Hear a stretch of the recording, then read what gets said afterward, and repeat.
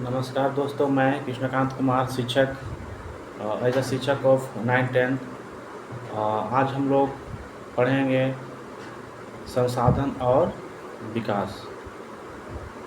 जैसा कि हम लोग जानते हैं, संसाधन एवं विकास ये सीमित शब्द है, लेकिन अगर इसको विस्तारित करेंगे और डीप से पढ़ेंगे तो इसका जो डीपली होता है, जो मैटर होता है, बहुत बड़ी मैटर होता है। क्योंकि संसाधन का अर्थ बहुत व्यापक होता है। पहले हम समझते हैं संसाधन होता क्या है। संसाधन वे सभी चीज़ें जो मानव की आवश्यकताओं को पूर्ति करता है, या जिसके माध्यम से हम जो चीज़ प्रयोग करते हैं प्रयोग में लाते हैं। अर्थात कहने का मतलब है कि मानवीय आवश्यकताओं को पूर्ति करने वाले वे सभी चीज़ें, चाहे वो प्रकृति द्वारा उत्पन्न हो या मानव द्वारा निर्मित किया गया हो, वे सभी चीज़ें संसाधन कहलाती है। संसाधन जैसे अगर हम लोग को बात करनी है तो बात करने के लिए क्या चाहिए? फ़ोन चाहिए। अगर हम लोग को लिखना है तो लिखने के लिए कलम चाहिए।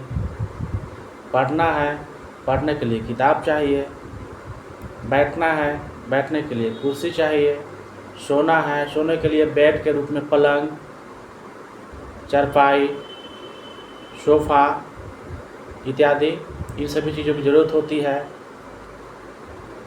खाना बनाना, तो खाना बनाने के लिए चूल्हा चाहिए, चाहे मिट्टी का चूल्हा हो या वो निर्मित चूल्हा हो, इलेक्ट्रिक चूल्हा हो, वो चाहिए। तो कहने का मतलब है, हमारे दैनिक जीवन में हम जो भी करते हैं, जो भी उपयोग में लाते हैं, जिसके माध्यम से वर्क करते हैं, ये हमारी ज़रूरतों आवश्यकताओं को पूर्ति करता है, वे सभी सारी चीज़ें संसाधन कहलाती है। अब सवाल एक यहाँ पे ये उठता है कि मानव क्या है? मानव एक होमो सेपियंस है, यानी मानव एक प्रजाति है। मानव भी एक संसाधन है। अब सवाल हमारा दिमाग में, आप लोग के दिमाग में ये हलचल हो रहा होगा कि मानव संसाधन क्यों है और किस प्रकार का संसाधन है। मैं आपको बताना चाहूँगा, मानव खुद एक संसाधन है। इसलिए संसाधन है क्योंकि मानव निर्माण भी करता है और उपयोग भी करता है, इसलिए मानव भी एक खुद संसाधन है। ये बहुत बड़ी मैटर है, क्योंकि अक्सर देखा जाता है कि जो भी कॉम्पिटिटिव एग्ज़ाम होता है उसमें जो है बड़े बड़े कॉम्पिटिटिव या तैयारी करने वाले विद्यार्थी, कैंडिडेट, वे सभी इस क्वेश्चन में फंस जाते हैं। दे देगा आपको कि मानव क्या है, ए ऑप्शन संसाधन, दूसरा देगा कि संसाधन नहीं है, तीसरा इनमें से कोई नहीं। तो मैं बताना चाहूँगा कि मानव खुद एक संसाधन है, क्योंकि हम दूसरों के काम में भी आते हैं। और दूसरा बात कि मानव किसी चीज़ का निर्माण भी करता है और उपयोग भी करता है। जैसे बात करने के लिए हमें फ़ोन चाहिए। फ़ोन का निर्माण कौन किया होगा? कोई वैज्ञानिक नहीं किया होगा, हम ही आप ही लोग के जैसे। तो क्या है, मानव जाति है, और वो खुद भी उपयोग करता होगा, या हम लोग मानव जाति भी उसका उपयोग करते हैं। अर्थात कहने का मेरा ये तात्पर्य है कि मनुष्य उपयोग करता भी है और निर्माण करता भी है, इसलिए मानव भी खुद एक संसाधन है।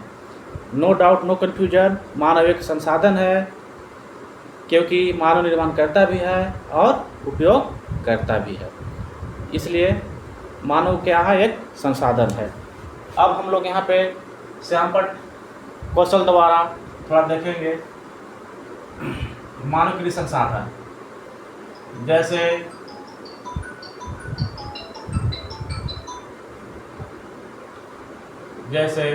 मोबाइल,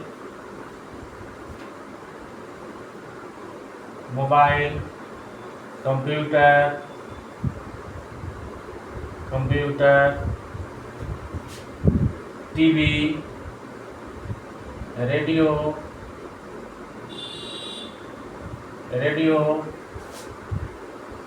उसके बाद घर, पलंग, कुर्सी, ईटीसी, इन सभी चीज़ों का निर्माण कौन किया? बनाया कौन? मनुष्य। और उपयोग भी कौन करता है? मनुष्य। अब सवाल यहाँ पे ये उठता है कि जो बनाएगा वही उपयोग करेगा, तो क्या वही संसाधन कहलाएगा? ऐसा नहीं है। मानव प्रजाति बनाया है तो मानव प्रजाति उपयोग भी कर रहा है। इसलिए मानव यहाँ क्या हो गया? मानव जो है निर्माण करता भी हो गया और उपयोग करता भी हो गया। इसलिए नो डाउट मानव एक संसाधन है। अब हम लोग आगे देखते हैं, आगे हम लोग पढ़ते हैं सेकेंड नंबर में प्रकृति संसाधन। प्रकृति संसाधन,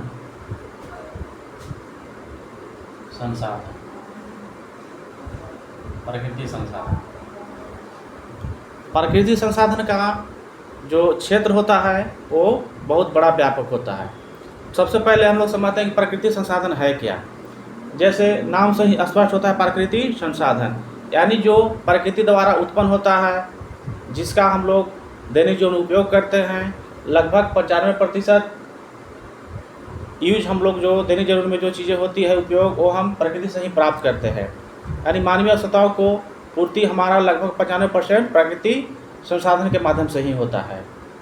प्रकृति संसाधन जैसे जल, वायु, पेड़ पौधे, जीवाश्म ईंधन, ईटीसी, ये सब प्रकृति का उदाहरण है। और प्रकृति को हम लोग क्लासिफिकेशन करेंगे, क्लासिफिकेशन ऑफ नेचुरल रिसोर्सेज, अर्थात अगर प्रकृति संसाधन का हम लोग वर्गीकरण करेंगे तो फर्स्ट में हम लोग देखेंगे उत्पत्ति के आधार पर, उत्पत्ति के आधार पर संसाधन का वर्गीकरण। तो उत्पत्ति के आधार पर संसाधन को दो भागों में बांटा गया है। कौन कौन? पहला है जैव और दूसरा है अजैव संसाधन। तो हम लोग थोड़ा श्याम पटल के माध्यम से देखते हैं।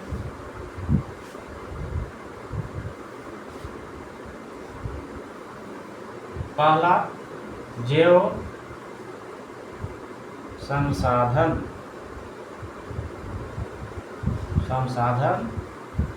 सेकेंड अजैव संसाधन, अजैव संसाधन। क्वेश्चन कैंडिडेट लोग और स्टूडेंट लोग यहाँ से ये निकल सकता है कि उत्पत्ति के आधार पर संसाधन को कितने भागों में बांटा गया है। तो मैं बता दूं कि उत्पत्ति के आधार पर संसाधन को दो भागों में बांटा गया है, जैसे मैंने अभी लिख के बताया। प्रथम है जैव संसाधन, सेकेंड है अजैव संसाधन। अब चलते हैं हम जैव संसाधन। जैव संसाधन किसे कहते हैं? जैव संसाधन वैसा संसाधन जो जैव मंडल से प्राप्त होता है, उसे हम लोग जैव संसाधन कहते हैं। जैव संसाधन जैव मंडल में प्राप्त होता है। अब सवाल उठा है कि जैव मंडल कहते किसे हैं? तो जहाँ पे स्थल मंडल, जल मंडल, वायुमंडल तीनों मिलता हो, तीनों का सम्मेलन हो, उसे हम लोग जैव मंडल कहते हैं। तो जैव मंडल से जो भी चीज़ें प्राप्त होती है वो जैव संसाधन कहलाती है। जैसे वनस्पति जात, प्राणी जात, डेयरी उद्योग, ईटीसी, ये सभी चीज़ें हम लोग को जैव मंडल से ही प्राप्त होता है।